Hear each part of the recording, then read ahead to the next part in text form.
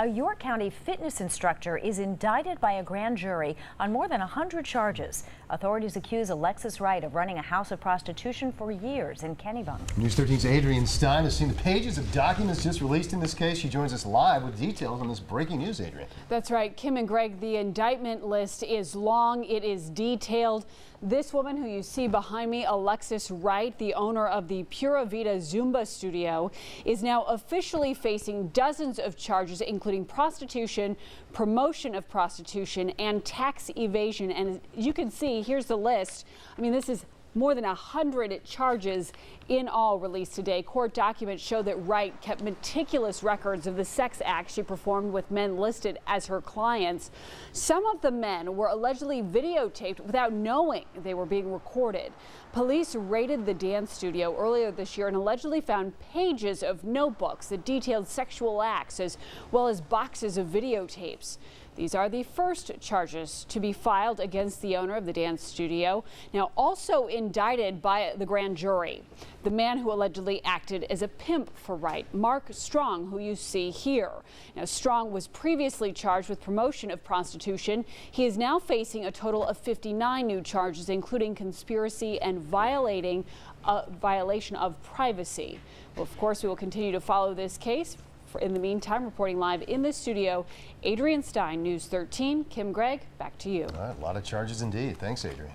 Well, a failing grade is forcing policy changes and some house cleaning at the Maine State Housing Authority. The federal government found that the agency fell way short of ensuring safe and habitable housing to thousands of Mainers. News 13's Steve Roldan now with more on the changes taking place in Augusta. We accept full responsibility for this inadequacy in the oversight. It was within our control to do the right thing at the Maine State Housing Authority. Officials with the Maine State Housing Authority admit they failed to provide safe and adequate housing for Mainers in need. These pictures say it all of what the Department of Housing and Urban Development found with Section 8 housing here in the state of Maine. Housing Authority officials say policy changes are in place to ensure scenes like these will no longer be in places Mainers in need call home. We have terminated all of the outside vendors that we've used to do the inspections on our behalf, and we've placed a new manager on the Maine State Housing Authority staff who oversees our own staff employees in the performance of these inspections. We are also developing programs to work directly with landlords so that they may be more prepared to consistently meet the standards. So when we do go there and do inspections, there's a better chance that that apartment will actually pass. A report by the U.S. Department of Housing and Urban Development found that 87% of Mainers living in Section 8 housing lived in substandard conditions. As a result, the Housing Authority might have to pay back as much as $300,000 it received from HUD.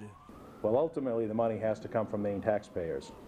We do have assets at the Maine State Housing Authority, so we do have the money to pay the demands. However, if we have to write checks for $300,000, it's obvious that there are some services that Maine State Housing Authority may wish to provide. We've made policy changes everywhere. It's starting with the legislature changing the law to make the executive director accountable to the board, but all along the way, everywhere, so that we have the sort of controls in place that if something is brought to our attention, something has to be done, and there's a record of it all along the way. A record Housing Authority officials hope to change from a negative to a positive. In Augusta, Steve Roldan, News 13. There's no word on how much money the Maine Housing Authority will have to pay back to the federal government. Well, meantime, Maine Housing is also implementing some new rules that ban the use of medical marijuana in Section 8 housing. The authority's commissioners voted to ban the possession, use, or cultivation of the drug after they got information, they say, that Section 8 voucher holders were using and cultivating medical marijuana.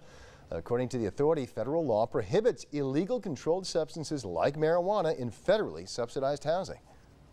The Section 8 housing money comes from the federal government. The federal government has guidelines that basically says, if you're using, possessing, selling drugs, federal money can't be used for those housing units. So the argument that I made is if we're taking federal money, let's not do anything other than what the federal government says. And if the federal government says no drugs, it's no drugs.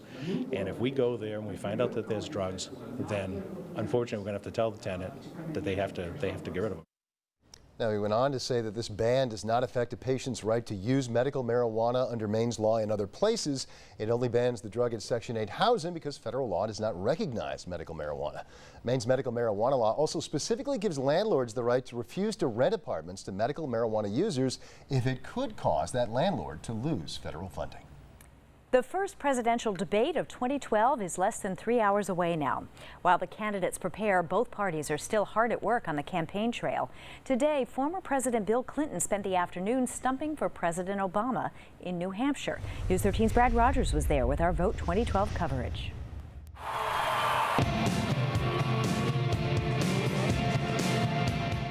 Former President Bill Clinton electrified Obama supporters on the University of New Hampshire campus. He told students they are the future of this country and says the outcome of this election will determine how that future is shaped. Not every job in the 21st century will require a four-year degree, but almost every job will be created by someone who has one. This is a very big deal. President Clinton says Congress right now is too divisive to accomplish anything and blames the Tea Party for that. Until this Tea Party faction took over the Republican Party and strangled it so much that the oxygen stopped running to the brain. Until that happened, we had broad bipartisan support. President Clinton says our government leaders should work together instead of, in his words, instead of figuring out how to gut each other like cold fish every day. The former president told these college students President Obama doubled Pell Grants for student loans, wants to lower tuition costs at universities, and his Affordable Care Act enables students to stay on their parents' insurance until they turn 26.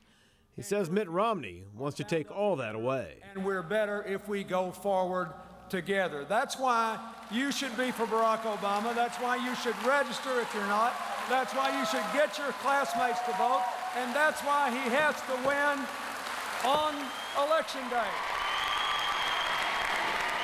I think it's really important to vote. You can't just sit there and complain about why you think things are going the wrong way. You have to get out there, be active. Definitely got me ready for the debate tonight, so I'll be lookout for what the president says. President Clinton says the only reason this is even a race is that people want a quick fix to the economy.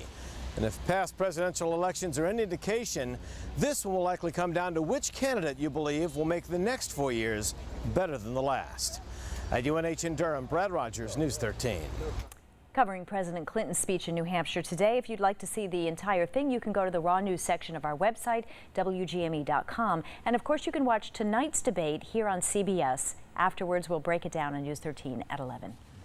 Parents in Windham will get a chance to speak out on a proposed plan that would send their kids to a different school. RSU 14 school leaders want to move more than 100 students to different schools to relieve some overcrowding that's happening in Windham. Our Jana Barnello is live at Windham High School, where the school district is holding a public forum for parents tonight. Jana, who exactly will the redistricting affect?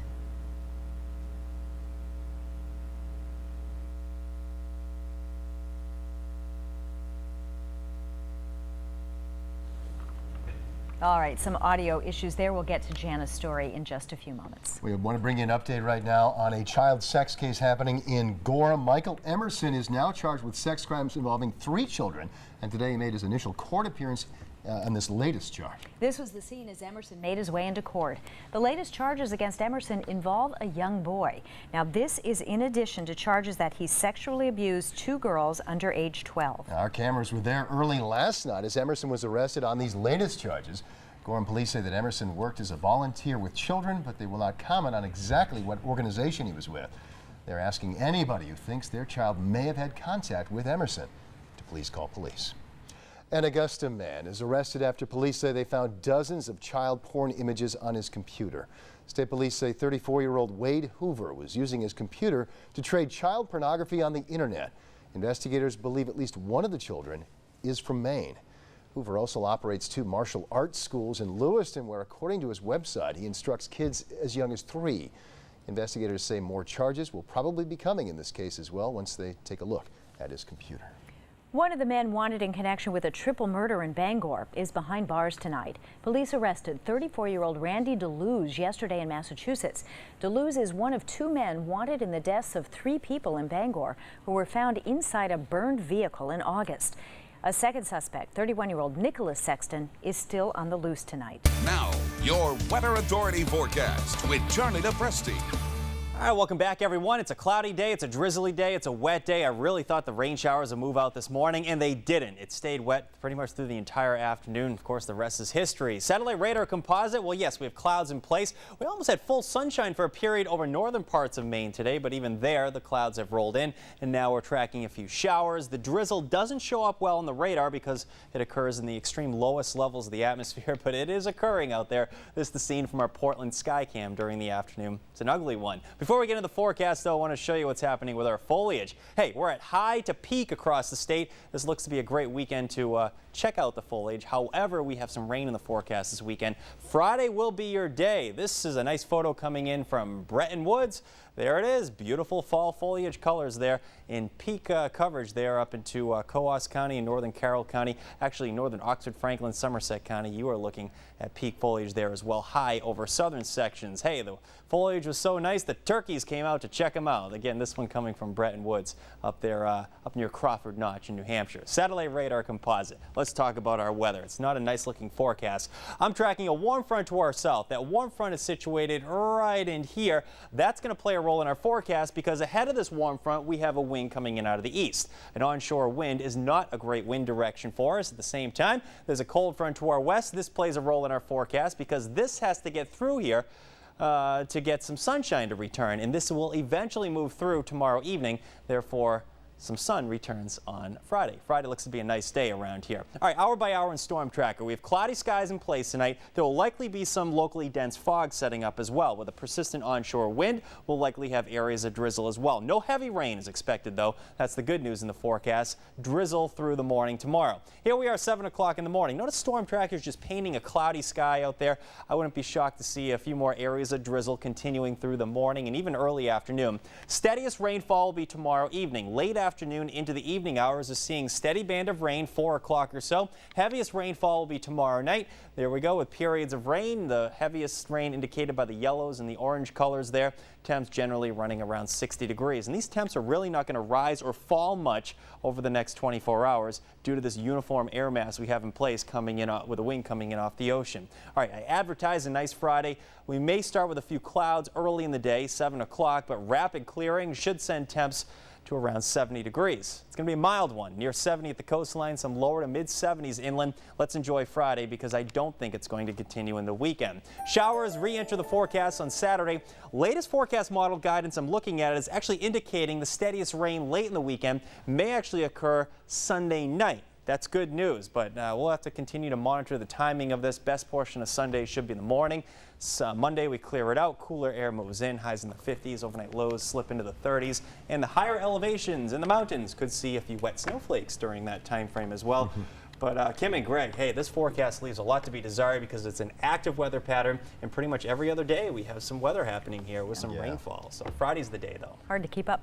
It is hard to keep up with, yes. And I really thought that the showers would move out this afternoon. They never did. It really bugged me this afternoon. I know a few practices that got moved indoors, though. They were okay with that. They don't like me. Yeah, Yes, I guess they don't like me. Thanks, Charlie.